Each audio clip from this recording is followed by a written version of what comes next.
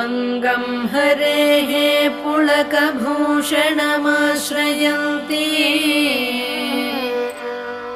भृङ्गाङ्गनेव मुकुलाभरणं तमालम्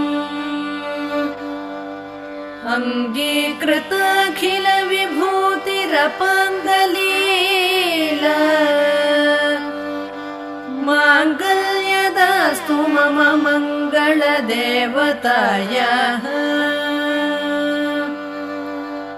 मुग्धा मुहुर्विदधति वदने मुरारेः प्रेमत्रपा प्रणिहितानि गतागतानि मालादृशोर्मधुकरीव महोत्पलेया सा मे श्रियं दिशतु।